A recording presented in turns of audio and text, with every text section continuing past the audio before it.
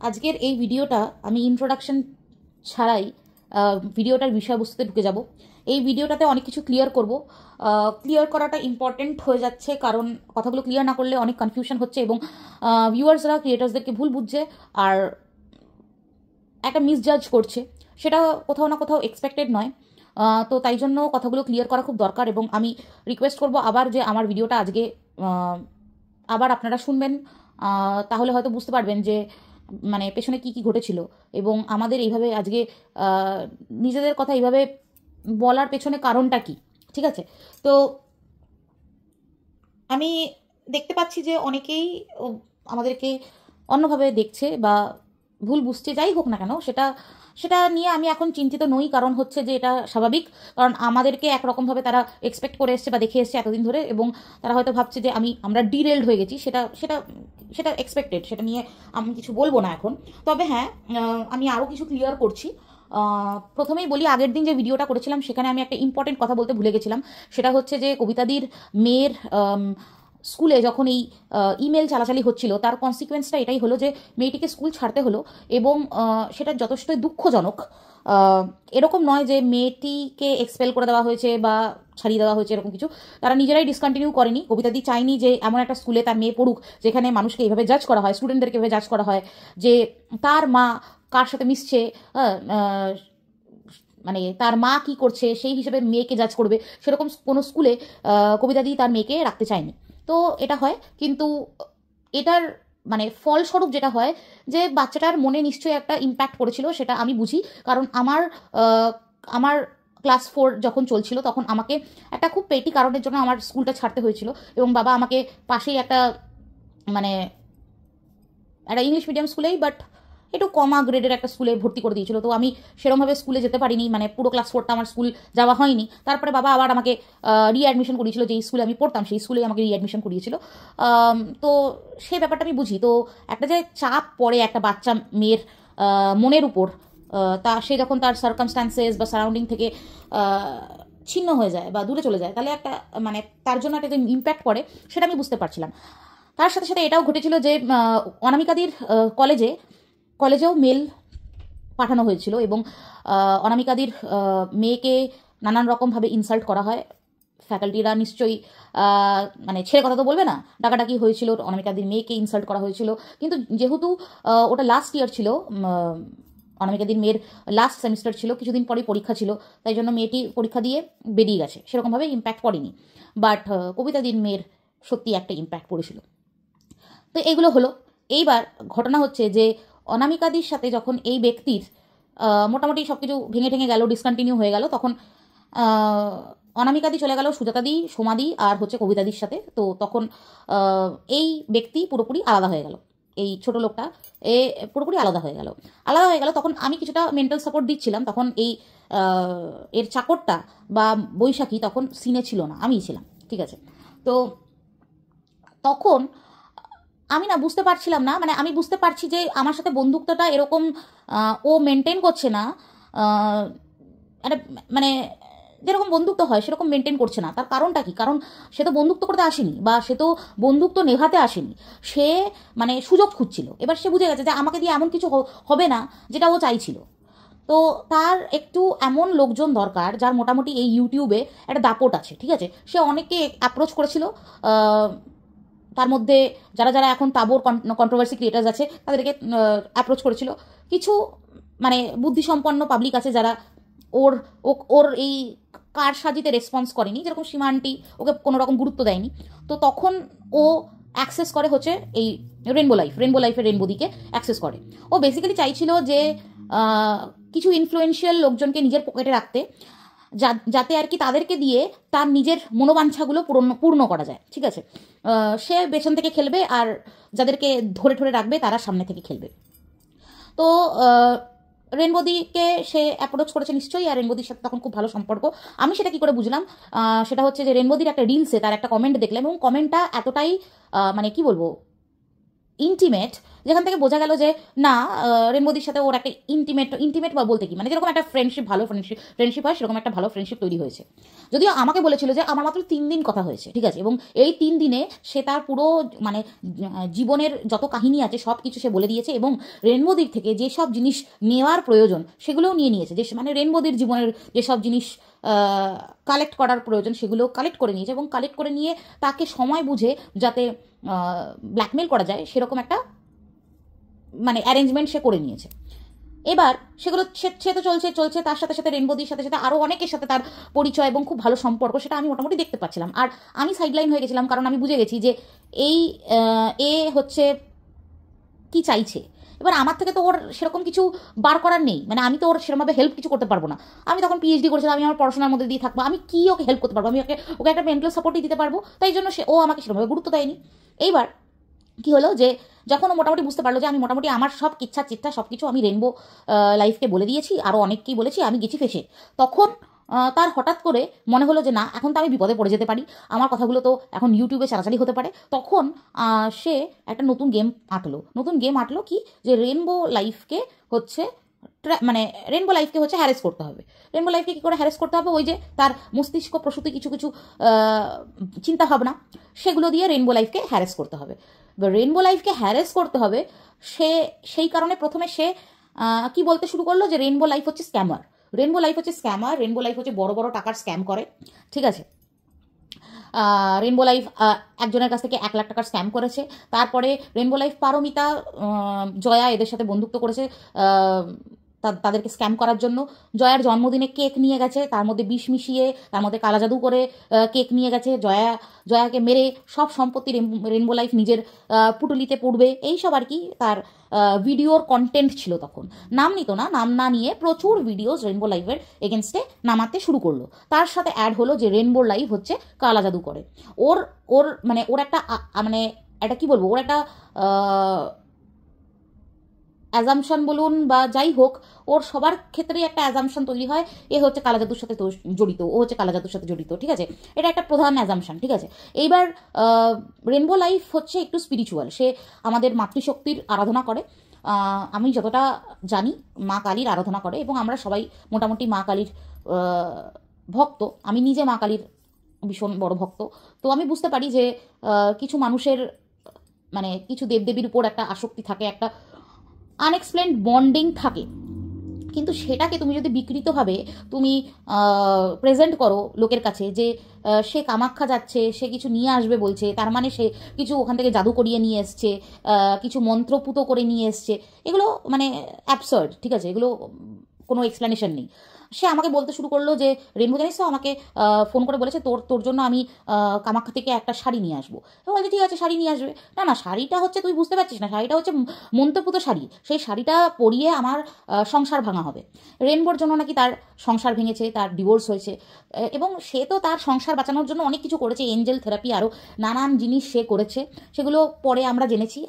আমরা তো বলছি যে আমরা অর্ধেক সময় তার সাথে কন্ট্যাক্টে থাকতাম না, সেগুলো পরে জেনেছি। ওই যে চাকরটা আছে, চাকরটা আমাদেরকে অনেক খবর পরে দিয়েছে, ঠিক আছে। তো তারপরে হয়েছে কি যে হলো, তারপরে প্রথমে রেনবো হলো স্ক্যাম করেছে, রেনবো প্রচুর লোকে স্ক্যাম করেছে, রেনবো কালা জাদু করে, ঠিক আছে। এবার হঠাৎ করে তার মনে হলো যে না, আমাকে রেনবোকে আলাদাভাবে এক্সপোজ করতে হবে। কি আলাদাভাবে এক্সপোজ করতে হবে? রেনবো হচ্ছে যে এই যে অবসিনিটি বেসড যে চ্যানেলগুলো আছে, যেরকম ঝুমা কেয়া, মৌমিতা বসাক, এদের চ্যানেলগুলো চালায় হচ্ছে রেনবো লাইফ। মানে রেনবো লাইফ এদের চ্যানেলের থেকে কমিশন নেয়, ঠিক আছে। সেইটা মানে কোনোভাবে এস্টাবলিশ করতে হবে, এবং সেই নিয়ে ভিডিওর পর ভিডিও নামিয়ে গেছে রেনবো লাইফের এগেনস্টে, ভিডিওর পর ভিডিও নামিয়ে গেছে, ঠিক আছে। স্ক্যামার হলো, কালাজাদু করা হলো, তারপরে হচ্ছে কমিশন নিচ্ছে, হ্যাঁ, চ্যানেলের থেকে কমিশন নিচ্ছে, এইসব হলো। তাতেও ক্ষান্ত হলো না ব্যাপারটা। হলো কি যে সে বলছে যে রেনবো লাইফ হচ্ছে নারী পাচার করে, এবং সেটা সে কোথা থেকে শুনেছে? মানে এত সিলি ব্যাপারগুলো। তার একটা কোন বাংলাদেশের ভিউয়ার আছে, সে তাকে বলেছে, সে তাকে ইনফরমেশন দিয়েছে যে রেনবো লাইফ হচ্ছে নারী পাচার করে, এবং সেটা তার কাছে তখন স্টেটমেন্ট হয়ে গেল যে না এটাই সত্যি। ঠিক আছে, কোনো রকমভাবে মানে সেটাকে যাচাই করে দেখা বা ইনভেস্টিগেট করে দেখা বা আরও ইনফরমেশন কালেক্ট করার কোনো প্রয়োজন নেই, সে স্টেটমেন্ট পাস করে দিল, এবং স্টেটমেন্ট পাস করে দিল ভিডিওর মাধ্যমে এসে বলতে শুরু করে দিয়েছিল যে রেনবো হচ্ছে নারী পাচার করে। তখন মিসেস সঙ্গীতা চক্রবর্তী অলরেডি এই ইউটিউবে এন্ট্রি নিয়ে নিয়েছে, এবং তখন রেনবোদির মাথাটা গেছে গরম হয়ে। এতদিন কিন্তু রেনবোদি পুরো সহ্য করে যাচ্ছিল, একটা কথা বলেনি, একটা কথা বলতো না, এবং ওর ইনফ্লুয়েন্সে এসে আমিও দু একটা ভিডিও রেনবোদির এগেনস্টে নামিয়েছিলাম। ঠিক আছে, ইনফ্লুয়েন্স। এবার ব্যাপারটা হচ্ছে যে আমি তো ভাবছিলাম যেগুলো এই যে তথ্যগুলো, এগুলো সত্যি তথ্য, মানে কোনো রিলায়েবল সোর্স থেকে সে পেয়েছে, কারণ যেহেতু সে WBCS অফিসার, আমাদের মাথায় সেটাই থাকবে যে সে কোনো রিলায়েবল সোর্স থেকে পেয়েছে বা সে খোঁজ খবর লাগিয়ে বার করেছে, তার তো প্রচুর স্পাই ঠাই আছে, সে সেই সব খবর জোগাড় করে হয়তো সে সত্যি জিনিসটাই, সত্যি ইনফরমেশনটাই আমাদেরকে দিচ্ছে। আমরা তো জানি না যে এগুলো সব ইমাজিনারি। এবার যদিও আমাদের মানে কি বলবো, আমাদের বুঝতে একবারও প্রবলেম হয়নি যে না কালা জাদু কী করবে, কালা জাদু করার তো কিছু নেই। ঠিক আছে, নারী পাচার করবে, নারী পাচার করা তো কি এত ইজি, নারী পাচার করছে আর এদিকে এত ইজিলি সে বাংলায় বসে আছে, কাজকর্ম করছে, মানে সংসার চালাচ্ছে, সে কী করে করছে? তাকে তো জেলের পেছনে হওয়া উচিত। এই কোয়েশ্চেনগুলো যে আমাদের মাথায় আসেনি সেটা নয়, তবে হ্যাঁ আমরা এই সব নিয়ে কোনোদিনও রেনবোকে কিছু বলিনি, রেনবোদিকে কিছু বলিনি। হ্যাঁ, রেনবোদিকে যেগুলো বলতাম সেগুলো মানে ওর ডিফেন্সে রেনবোদিকে আমরা এক দুবার অ্যাটাক করেছি। ঠিক আছে, তারপরে হঠাৎ হলো কি যে আমাদের এক ভিউয়ার ছিল, মানে এই জনরাটাতে একটা ভিউয়ার ছিল, তার নাম মোনালিসা। সে কখনো কখনো চ্যানেল ক্রিয়েট করতো, কিছু বলতো, তারপর আবার চ্যানেল বন্ধ করে দিত। তার সাথে রেনবোদির একটা ভালো সম্পর্ক ছিল, মানে বেশ ভালো বন্ধুত্বের সম্পর্ক ছিল। তাদের মধ্যে ঢুকে গিয়ে কী করেছে, তাদের মধ্যে একটা ঝামেলা সৃষ্টি করেছে। এইবার মোনালিসা হঠাৎ করে যখন এই জিনিসগুলো, এই ইউটিউবের এই ক্যাচরা ব্যাপারগুলো নিতে পারছিল না, সে নিজের একটা ডেড বডি সাজিয়ে, তার একটা ফেক ডেড বডি সাজিয়ে, নিজেরই ফেক ডেড বডি সাজিয়ে তার একটা সেলফি নিয়ে সে রাত 3টের সময় কিছু মানুষকে সার্কুলেট করেছে। তার মধ্যে এই ব্যক্তি তার মধ্যে পড়ে, তার মধ্যে আরও অনেকে ছিল, কিন্তু এই ব্যক্তি ছিল, আমার কাছে আসেনি। এবার এই ব্যক্তি তখন আমাকে ফটোটা পাঠিয়ে বলছে যে দেখ, রেনবোর সাথে ঝামেলা চলছিল তো রেনবো কালা জাদু করে একে মেরে ফেলেছে। ঠিক আছে, এমন জাদু করেছে যে মোনালিসা গেছে, মানে কি বলবো, মোনালিসা ভগবান কা প্যারা হো গেয়া, এরকম একটা ব্যাপার হলো। তো আমরা পুরো শকড যে এই মহিলা তো দুদিন আগেও হ্যাঁ আমরা আমাদের কমেন্ট বক্সে দেখেছি ভিউজ দিত, লাইভে থাকতো, হঠাৎ করে কি করে এরকম হয়ে গেল। তারপরে তার মানে ডেড বডির ছবি তারই মোবাইল থেকে কি করে সার্কুলেট হচ্ছে, জিনিসগুলো খুব মানে অফবিট। ঠিক আছে, তারপরে আমরা এটা ভেবেছি যে তার ছেলে বা তার হাজব্যান্ড হয়তো সার্কুলেট করছে, কিন্তু তবুও একটা মনের মধ্যে ভয় তো থেকে যায়। এবং তখন কি হয়েছে না, আমার হাজব্যান্ড একটা কনফারেন্সে গিয়েছিল রাঁচিতে, এবং সে ফিরবে আর কি, ফিরে আসবে। তো তার হঠাৎ করে মনে হয়েছিল যে আমি ফ্লাইটে ফিরবো না, আমি ট্রেনে ফার্স্ট ক্লাসে ফিরবো। ঠিক আছে, মানে এই ব্যাপারগুলোর কোনো এক্সপ্লেনেশন হয় না। ঠিক আছে, তো সে ফার্স্ট ক্লাসে ফিরছিল, এবং তার হঠাৎ সেই সময় হঠাৎ একটা ট্রেন ডিরেলডের খবর আসে। ওই ট্র্যাকটাতেই, যেই ট্র্যাকটাতে ও ফিরছিল সেই ট্র্যাকটাতেই একটা ট্রেন ডিরেলডের খবর আসে, এবং সেটা হচ্ছে ও যে ট্রেনটায় ফিরছিল তার আগের ট্রেনটা। সেটা খবরটা পেয়েছি, কারণ মানে খবরে দেখানো হচ্ছিলো, সেই খবরটা পেয়েছি, কিন্তু আমার ওর সাথে কথা তখন হয়নি, অনেকক্ষণ হয়নি, প্রায় 12-13 ঘন্টা কথা হয়নি, কারণ ও তো আটকে পড়েছিল। কারণ ওই ব্যাপারগুলো ক্লিয়ার হবে, আগের যে ট্রেনে যে ম্যাসাকারগুলো হয়েছে সেগুলো ক্লিয়ার হবে, তারপরে তো পরের ট্রেনটা যাবে আর কি। তো তখন কানেকশন প্রবলেমের জন্য বা যাই হয়ে যাক না কেন, সেসবের জন্য আমার ওর সাথে কন্ট্যাক্ট হয়নি, আমি কথা বলতে পারিনি। তো আমার ভীষণ অবস্থা খারাপ, আমি এখানে ইউএসএতে, আমার চিন্তা ভাবনায় মাথা খারাপ হয়ে যাচ্ছে। তখনও কন্টিনিউয়াসলি আমাকে ফিড করতে থাকলো যে এইগুলো করছে হচ্ছে রেনবো, এগুলো সব রেনবো করছে, আমার বরের ট্রেন ডিরেল্ড করেছে হচ্ছে রেনবো। ঠিক আছে, এবার মানে এই কথাগুলো শুনে তো তখন তো আর সায়েন্স কাজ করে না মাথার মধ্যে, তখন তো আমি বুঝতে পারছি না কী হবে। তখনও কন্টিনিউয়াসলি বলছে তোর কি কেউ চেনাশোনা আছে, তাকে জিজ্ঞাসা কর। এবার আমি সত্যি কথা বলছি, মানে আমি বুঝতে পারছিলাম না যে তখন কী করবো। আমি ভেবেওছি যে আমি মাকে বলি যে তুমি কারো কাছে যাও, যে সত্যি কি আমাদের পেছনে কি কেউ এরকম কিছু করছে কিনা, কিন্তু তারপর ভাবলাম যে দূর, এগুলো কি বলছে, যদি আমার ভাগ্যে থাকে এরকম কিছু তাহলে হবে। তো এটা তো ভবিতব্য ছাড়া কিছু হতে পারে না। তার মানে কি আমি এটা ভেবে নেবো যে আমার পেছনে কেউ কালো জাদু করেছে? তো তারপরে আমি আর এইসবে মাথা ঘামাইনি। তারপরে পরের দিন আমার হাজব্যান্ডের সাথে আমার কন্ট্যাক্ট হয়, সব কিছু ঠিক ছিল। এইবার আমি ওকে বললাম যে দেখো তুমি এগুলো নিয়ে এত বেশি বাড়াবাড়ি করো না। বলছে না না আমি ছাড়া যাবে না এগুলো, ও ও পুরো ইউটিউবটাকে নষ্ট করে দিচ্ছে। এইবার শুরু হলো আরেক গল্প, সেটা হচ্ছে যে ডিক্টেটর আর ডিরেক্টর, ঠিক আছে। তার হঠাৎ করে মাথার মধ্যে একটা ইমাজিনারি প্লট তৈরি হলো, সেটা হচ্ছে যে ডিরেক্টর আছে একজন, সেটা হচ্ছে তনুশ্রী ভট্টাচার্য বলে একজন ভদ্রমহিলা ছিলেন এই ইউটিউবে। তিনি অ্যাঙ্কারিং করেন, বেশ সম্মানিত ব্যক্তি। সে হচ্ছে ডিরেক্টর, কারণ সে মানে সে কি বলবো, সে অনেকের সাথেই তার সম্পর্ক ছিল। তো সে হচ্ছে ডিরেক্টর, তার তার এক্সপ্লানেশন অনুযায়ী বা তার থট অনুযায়ী সে হচ্ছে ডিরেক্টর, এবং ডিক্টেটর হচ্ছে এই অরুন্ধতী দিদি। মানে বেসিক্যালি ওর বলার এটাই হচ্ছে, সামারাইজ করলে এটাই দাঁড়াবে হচ্ছে যে এই তনুশ্রী ভট্টাচার্য ম্যাম এই রেনবো দিকে দিয়ে পুরো ইউটিউবটা চালাতো, এবং তাদের মধ্যে মেন ক্যারেক্টার্স হচ্ছে যারা এই অপসনিটি স্প্রেড করে, কেয়া, ঝুমা, এই মমিতা বসা, কারণ সেই সময় তাদের চ্যানেলে প্রচুর ভিউজ, এবং এখান থেকে এই দুজন কমিশন খেত। এইগুলো হচ্ছে পুরো তার মাথায় এই ইমাজিনারি প্লটটা তৈরি হলো, এবং সেই নিয়ে সে ক্রমাগত ভিডিওস করেই গেছে। যখন নারী পাচারের ব্যাপারটা শুরু হলো, তখন রেনবো দি রেগে মেগে একটা ভিডিও করলো, মানে এরকমই গালি ঠালি দিয়ে ভিডিও করলো। তখন অলরেডি তখন অলরেডি এই সঙ্গীতা চক্রবর্তী ম্যাডাম হচ্ছে ইয়েতে চলে এসছে, মানে ইউটিউবে চলে এসছে। এইবার এবার এই হলো ব্যাপারটা। তো তখন হ্যাঁ, তো যখন এক্সট্রিম লেভেলে বাড়াবাড়িটা হলো, তখন রেনবো দি আর কন্ট্রোল করতে পারলো না। এতদিন কন্ট্রোল করে গেছিলো, হ্যাঁ ঠিক আছে বলছে বলুক, আর কত বলবে, ও একটা পাগল, এই বলে এইসব বলে ইগনোর করে যেত।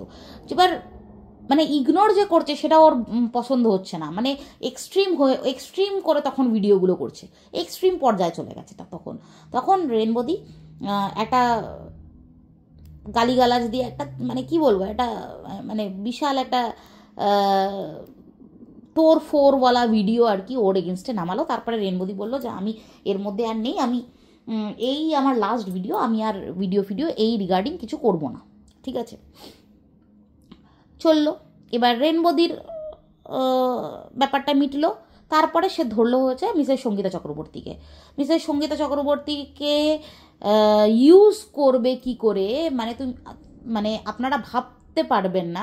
মিসেস সঙ্গীতা চক্রবর্তীর কাছে গেল, ঠিক আছে। প্রথমে আমাদেরকে বললো যে না না আমি ওইসবের মধ্যে নেই, আমি কারোর সাথে কোনো রকম কন্ট্যাক্ট করবো না। হ্যাঁ, আমাকে দিয়ে প্রথমে মানে আমাকে সামনে রাখার চেষ্টা করছিল, কিন্তু আমি তো যাইনি। এবার সে তারপরে গেল, সে তার চাকরটা আর ওই বৈশাখী ছিল, ঠিক আছে, গ্রুপের মধ্যে ছিল। সে তখন মিসেস সঙ্গীতা চক্রবর্তীকে দিয়ে 11 জনের নামে সে মানে কমপ্লেন করে আর কি, ঠিক আছে। এবং আরও ক্লিয়ার করে দিই যে এই ছোট লোকটা আমার আর সৌমির নামও ওই লিস্টে রেখেছিল। তাহলে আপনারা ভাবুন যে আমার আর সৌমির নাম কেন লিস্টে রেখেছিল, কারণ ওর এই কর্মকাণ্ডে আমরা সাথ দিতাম না, তাই জন্য দিনের পর দিন ওকে এনকাউন্টার করেছি, দিনের পর দিন ওকে মানে নোংরাভাবে আমাদেরকে মানে লোকেদের কাছে প্রেজেন্ট করেছে, সঙ্গীতা চক্রবর্তীর কাছে নোংরাভাবে প্রেজেন্ট করেছে।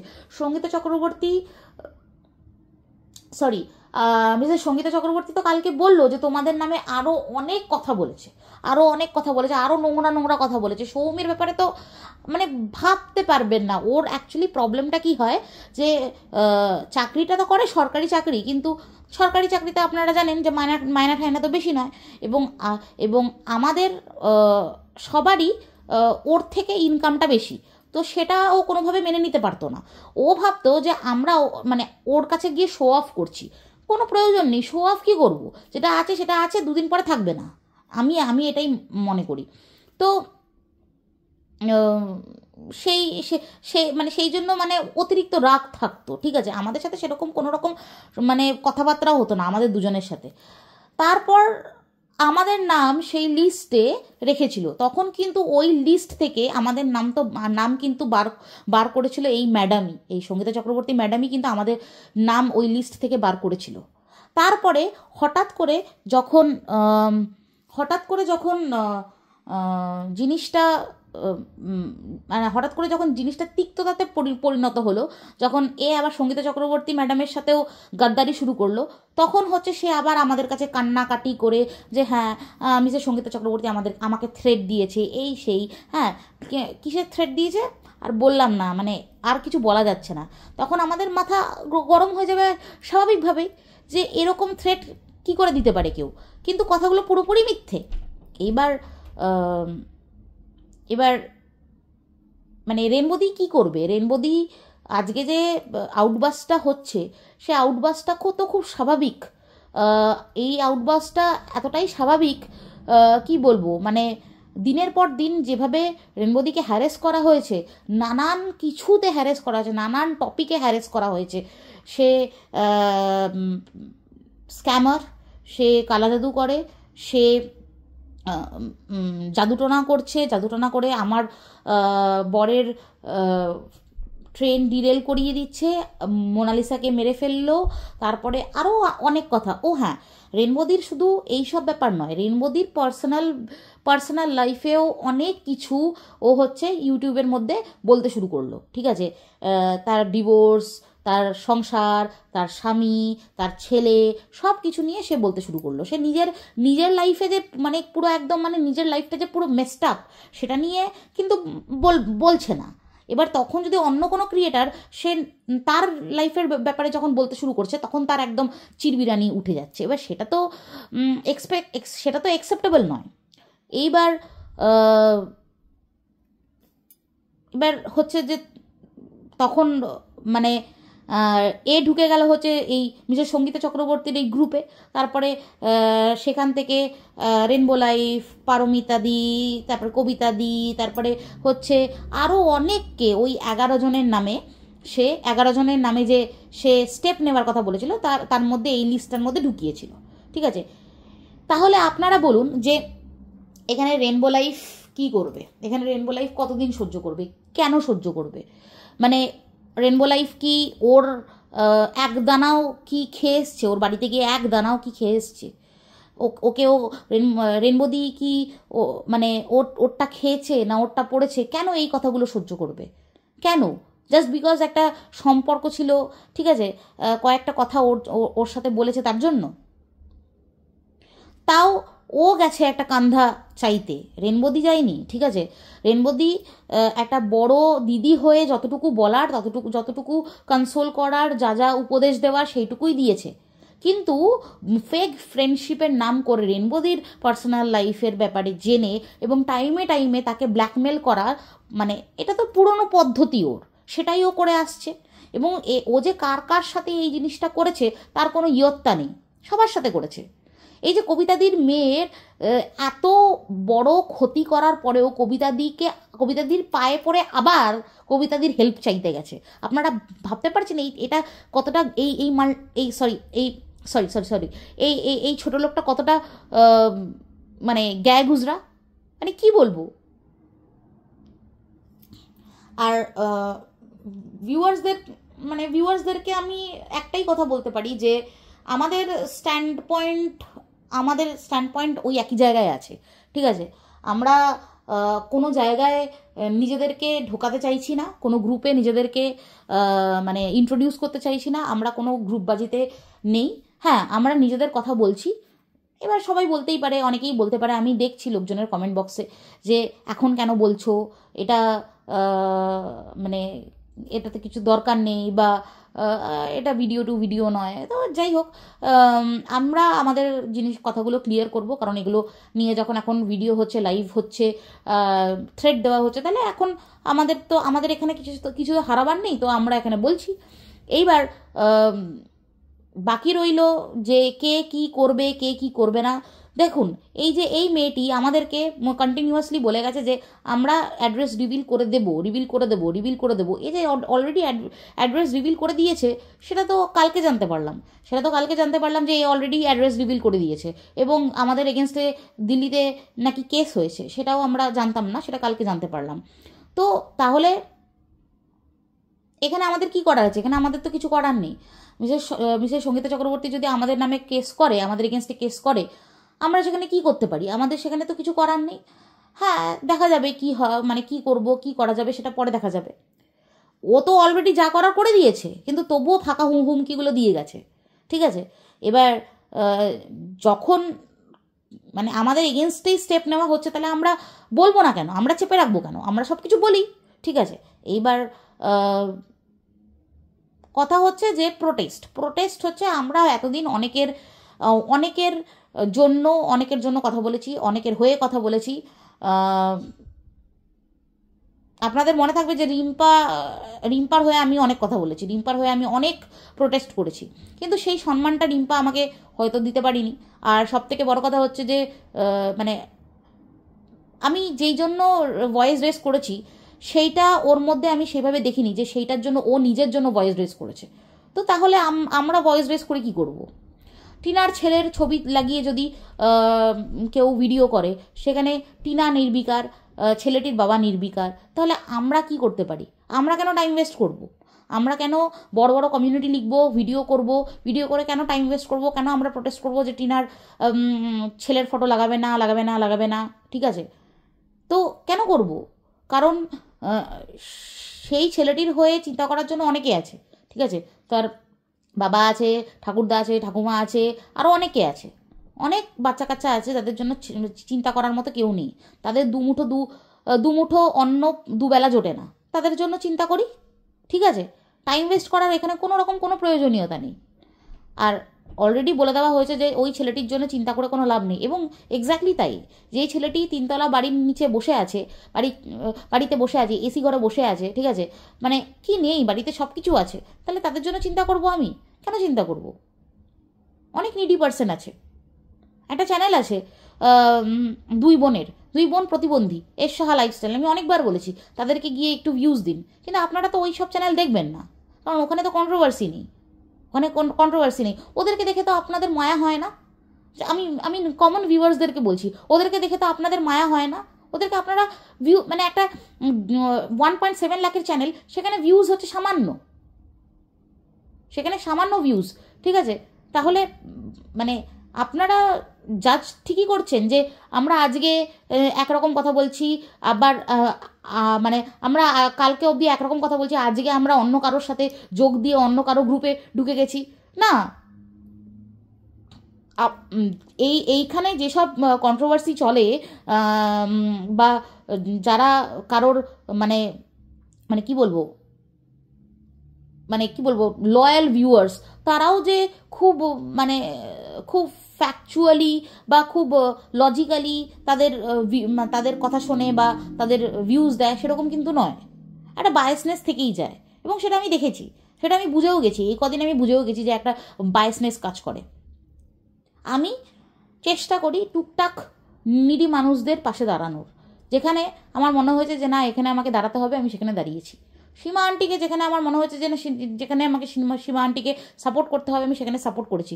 অবশ্যই সীমা আন্টির অনেক ভুল আছে, সেগুলোকে আমি সাপোর্ট করতে পারবো না, ঠিক আছে। এবার যেখানে যেখানে যেখানে মনে হয়েছে সীমা আন্টিকে আমাকে সাপোর্ট করতে হবে, সেখানে আমি অবশ্যই সীমা আন্টিকে সাপোর্ট করেছি, এবং হয়তো আগেও করব, ঠিক আছে। আর তারপরে হচ্ছে অনেককে আমি সাপোর্ট করেছি, সেখানে আমার মানে আমার নিজের উপরে বাঁশ হয়ে গেছে, ঠিক আছে, তারপরেও আমরা করেছি। এবার দেখুন, লজিক্যালি ভাবতে হবে যে কেউ যদি আমাদেরকে হেনস্থা করার বা হ্যারাস করার বা ট্র্যাপে ফেলার চেষ্টা করে, সেখান থেকে বেরোনো কি উপায় আছে সেটা আমাদেরকেই খুঁজে বার করতে হবে, কারণ আমাদের হয়ে কেউ লড়বে না বা আমাদের হয়ে কেউ বলতে আসবে না। তো আমাদেরকেও তো আমাদের কথাটা ভাবতে হবে। এইবার এই যে বিশেষ সঙ্গীতা চক্রবর্তীর সঙ্গে আমাদের যে প্রথম থেকে একটা মন কষাকষি ব্যাপারটা, সেটা তো কিছুটা হলেও এই ছোট লোকটার জন্য হয়েছে। তো সেই জায়গা থেকে আমরা বিশেষ সঙ্গীতা চক্রবর্তীকে কেন আমরা খারাপভাবে দেখব? আমরা কোনো তো দরকার নেই। হ্যাঁ, অবশ্যই যেগুলো আমার খারাপ লাগবে আমরা ডাইরেক্টলি গিয়ে তাকে বলবো যে না, এই জিনিসটা কিন্তু খারাপ হচ্ছে। যেরকম এই যে ধরিত্রী আমাদেরকে ফট করে বলে দিল যে আমরা লিভিং করি কি, আমরা মানে ল্যাম্পপোস্টে তলায় দাঁড়াই, মানে আমরা বলতে আমি, পায়েল, নো নেম, যারা আমরা বাইরে থাকি, আমরা বিকিনি পরে ঘুরে বেড়াই। তো এই কথাগুলোর তো কোনো মানে হয় না, কারণ হচ্ছে যে এটা কি সত্যি? এটা তো সত্যি নয়। এটা তো মানে সবাই জানে, প্রত্যেকটা ভিউয়ার এখানে জানে যে এই কথাগুলো সত্যি নয়। আমরা প্রচুর কষ্ট করে বাইরে এসেছি, বাইরে এসে দুটো পয়সা রোজগার করছি, এবং তারপরে তো দেখতে পাচ্ছেন ট্রাম্পের প্রত্যেক দিনের নতুন নতুন কাণ্ড কারখানা। ঠিক আছে, H1B ভিসাতে $100,000 এক্সপেন্ডিচার করে দিয়েছে প্রত্যেক ইয়ারে। এবার কটা কটা মানুষ আসতে পারবে আর বাইরে? এবার এইগুলো মানে এইগুলো টলারেট করব, নাকি এই ইউটিউবের ঝামেলা টলারেট করব? কার জন্য প্রোটেস্ট করব? টিনার ছেলের জন্য প্রোটেস্ট করব? টিনা কি করছে? ছেলের জন্য টিনা কি করছে? ছেলের বাবা কি করছে? কি করেছে? তারা নিজেদের মতো আছে, তারা নিজেদের মতো ভালো আছে। কেন আমরা প্রোটেস্ট করে আমরা আমাদের নিজেদের ঘাড়ে কেন বাস নেব? আপনারাই বা কেন নিচ্ছেন বলুন তো? তো যাই হোক, এই কথাগুলো ক্লিয়ার করার থাকলো। আপনারা বলবেন, ঠিক আছে, আপনারা বলবেন। আপনারা অনেকেই অনেক কিছু জানেন না। প্রজ্ঞা আন্টি, তুমি জানি না মানে তোমার তোমার তোমার যেখান থেকে তুমি দেখছো সেখান থেকে তোমার খারাপ লাগাই স্বাভাবিক। হ্যাঁ, আর রেনবোদি, তুমিও প্রজ্ঞা আন্টির উপর রেগে যেও না। প্রজ্ঞা আন্টির মতো ভিউয়ার্স ভীষণ সেন্সিবল, ঠিক আছে? সে জানে না, সে নতুন ভিউয়ার্স। তো তারা মানে এরকম অনেক ভিউয়ার্স আছে যারা জানে না, যারা নতুন, তাদের জন্য পুরো জিনিসটা ক্লিয়ার হতে সময় লাগবে। আমি বলবো তুমি নেক্সট লাইভে তুমি তোমার ব্যাপারটা, তোমার আবৃত্তিটা তুমি নিজের মুখেই বলো। আমি যতটা পারলাম সেটা বললাম। হ্যাঁ, তুমি আরও ক্লিয়ার করে বলতে পারবে, তাহলে প্রজ্ঞা আন্টির মতো আরও অনেক নতুন ভিউয়ার বুঝতে পারবে যে তোমাদের উপর দিয়েও কি গেছে। আমরা তো আমাদের কথাটা বলছি, কিন্তু তোমাদের উপর দিয়েও কি গেছে সেটা বুঝতে পারবে। তো তুমি নেক্সট লাইভে তুমি কিছুটা ক্লিয়ার করো, তাহলে অনেকটা সুবিধা হয়। তো এই আর কি।